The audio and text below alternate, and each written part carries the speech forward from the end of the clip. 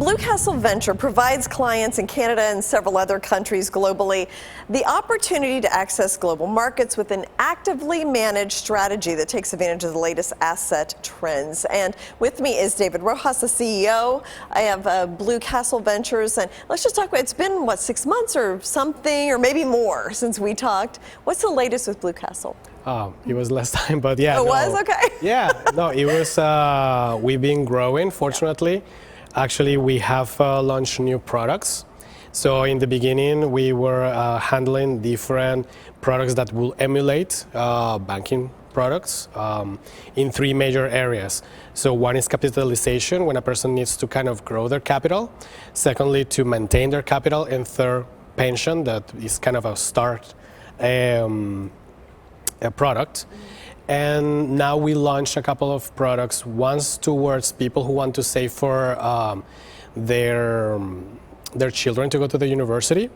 We have another product for people who have actually business projects and they want to raise money for those projects. So we're helping them with that as well. And we did the first test. Last time I told you that we were working on a product in which we could give some sort of crypto mortgages. We already did a test with a vehicle. So we got a person a month ago, get a vehicle with 0% of interest using our system. Oh, wow. Yeah, now that the rates are so high for any type of loan. That's an interesting Yes, so our system is actually working. And it's basically because we do use the blockchain system as our cryptography system to exchange services for cash and everything, and our stablecoin, where we use it as well with real assets. So that's why kind of we are unaffected with all this crypto situation. Well, that's what I was going to ask about. So FTX, of course, a huge collapse. I called it last time I was here. Did you? Okay. Do you remember I told you, you will see all these managers of these exchanges running with your money? Voila. Well, yeah, and FTX was the biggest one, but there were some others too, and maybe some more. Yeah, because they are all entangled one with another. So they have this same kind of business model in which you give them money for air, and then there is no way for you to get your money back. And I was listening to this guy on Bloomberg. He has an NFT company, and he was saying, yeah, we sell NFTs, and there is a big event, and you can buy these NFTs of this event. And they ask him, and does your company buy those NFTs back? And he say, no. And I'm like, okay, you are minting something, where you are creating something, but you don't believe that you can buy it back? Why don't you buy it back for a lesser price and you make money out of it? Why do you have to keep all the money and put the customer in a game in which they buy this thing that has no collateral, they have to find another person who will believe you and pay you more for that, but the person who was the main responsible, he's out of the game already. He already has the money, he already made it, right? So that's absolutely wrong in all points of view, because if you are creating a cryptocurrency, you have to be more or less like the Fed. Okay, I'm releasing this. The value is the trust that people are putting in it. So Blue Castle has that. We are like the Fed. I'm Mr. Powell in this case. And why our company works, because okay, our customers buy the currency. They buy products, services, and also plans that we have that emulate banking products. But at the same time, every time they want to cash out, we buy back that cryptocurrency because we have the collateral, right? As of today, and after 4 years, not one customer, not one can say, oh, Blue Castle, I've never been able to withdraw my money. Well, that was the thing that's terrifying about it, is you can't get your money out when you, and the whole thing about blockchain is, it's supposed to be decentralized, but FTX was as centralized as it gets. I mean, there's one guy running everything with no regulation. Yeah. And we are being regulation. Before Blue Castle launched, we work with lawyers really hard to put this new model in the framework of the legal part. in a way that our main concern was to protect the customer. Actually, Blue Castle is the only company that is absorbing the risk, and the customers have tools to get back their first investment. So if you put $1,000 with Blue Castle, you will never get out of it with less than that. So we have like a system in which, okay, you are secure in this part because this is an experimental business. Okay. So we plan the business, and the way that we are able to plan all of this is that we control the output of the currency. How? Through our products. So we place the conditions, people agree to the conditions of these products, we know how much money could get in, get out, and this way we can plan to work in what is our main kind of economical activity. We buy and sell stock. Yeah. And the advantage that we have is that we have both spectrums of the investment. We can go long, we can go short. So it doesn't matter if the screen is red today.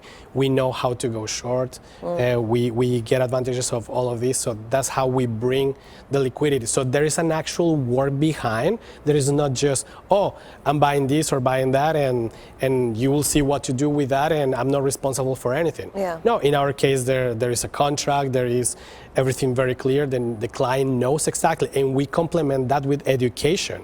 We educate our customers. I send them weekly emails with information. We give them courses. We explain to them what are the risks, what are these things, what are the other players in the market, and our products are very plastic, so they change with what the market is doing. So we say, okay, we cannot take so much risk, so in the next trimester we can change our products. Okay. So that's how we control the output. So people are secure because there is something that is working. Yeah.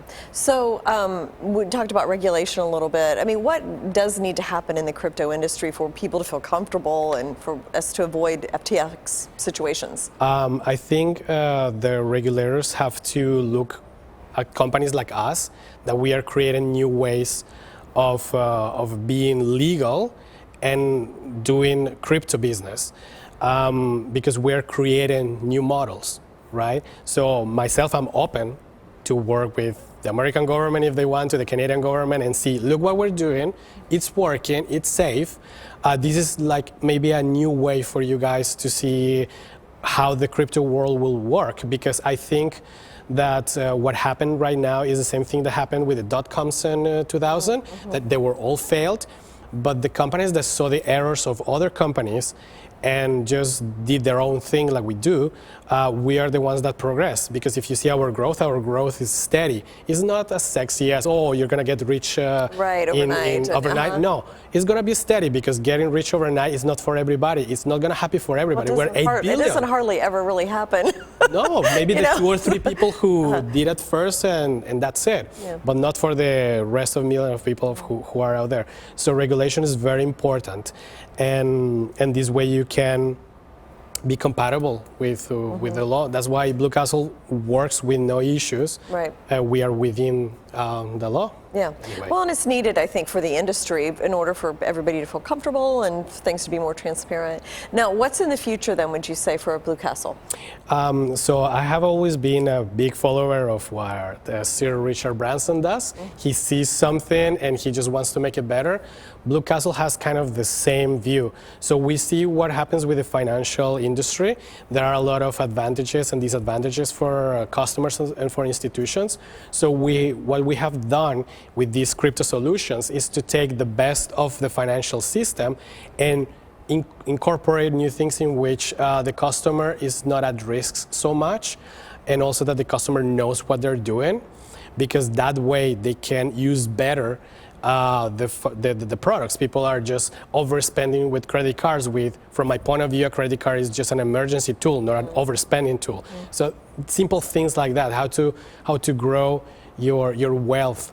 We sit with customers and ask them, the first thing we do is, what is your goal with this investment? Don't put money in Blue Castle if you don't know what you're gonna do with it. Oh, you don't know? Okay, maybe these examples are good for you. This is what you wanna do. You wanna study, you wanna buy a house, you wanna buy a car.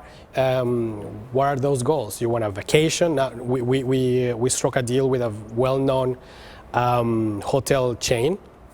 We are offering travel at 25% of the nice. cost, like really high end services for a lower price. So all these deals is just to make your life better. That's what we want to do. Like we want to create, or we want to take the crypto world and make it exist with what we have now with the banks. So we have great relationship with our bank, which is Royal Bank of Canada. So whoever opens the doors to us will have a great relationship because we're not competing with them. We're just a complement of a new trend, right? And this new trend can maybe build better services for the future. Maybe the banks will incorporate things that we're developing in the future. Got it. So I always thought that whatever you want to do in your life is how you change the life of others. That's the only thing that matters. Yeah. Okay. Thank you so much, David. No? Yep.